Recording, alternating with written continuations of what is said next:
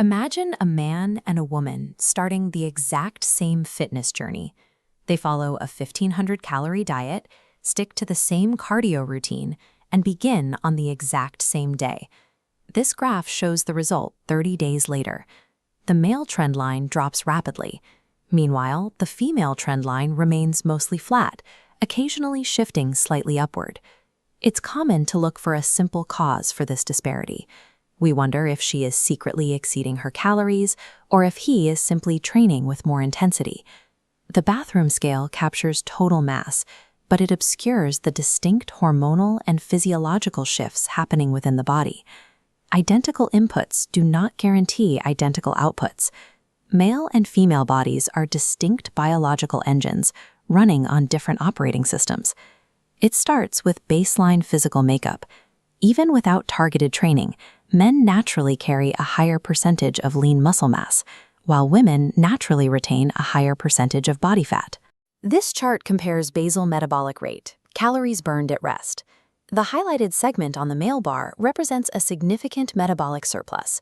Because muscle requires more energy to sustain, this natural composition gives men a 10 to 15% higher resting burn rate.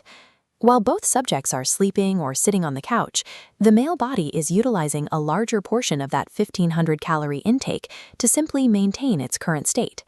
In the endocrine system, testosterone acts as a primary chemical driver in men, actively promoting muscle growth and accelerating the breakdown of fat. In contrast, the female system is driven by estrogen. This hormone is governed by an evolutionary mandate to protect the body for potential pregnancy. To meet that requirement, estrogen encourages the body to store energy. It directs fat reserves toward the thighs and hips, building a protective energy buffer. The female cycle introduces another variable, water retention. On this graph, the steady downward trend of actual fat loss is masked by a wildly fluctuating line representing water weight, making progress invisible on a standard scale.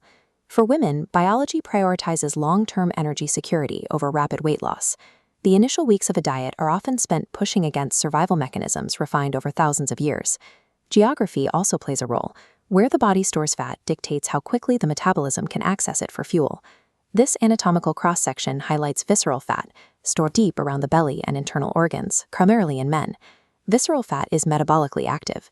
During a calorie deficit, the body taps into it as an immediate energy source, leading to that rapid initial drop in male weight. Just beneath the skin is subcutaneous fat, the primary storage type for women. Subcutaneous fat is a slow-burn energy reserve. It requires more time and metabolic effort to break down than deeper visceral stores. These distinct storage behaviors account for much of that initial disparity on the scale. Men burn through accessible fuel, while women engage with more stubborn, locked-away reserves. If we move the timeline past the first month and look at the 6- and 12-month marks, the picture changes. Once a man's easily accessible visceral fat is reduced, his rapid weight loss naturally slows down. This 12-month graph shows the long-term data. The male trend line flattens out over time, while the female line continues a steady descent. By the 1-year mark, the total progress of both subjects reaches parity. There is a specific metabolic strategy to influence this timeline: strength training. By lifting weights, women develop lean muscle mass. This tissue requires more energy to maintain, raising the resting metabolic rate to a level more comparable to the male baseline. Evolutionary biology sets a different starting pace for the first 90 days. However, long-term consistency and strength training align these two biological paths, bringing final results into balance.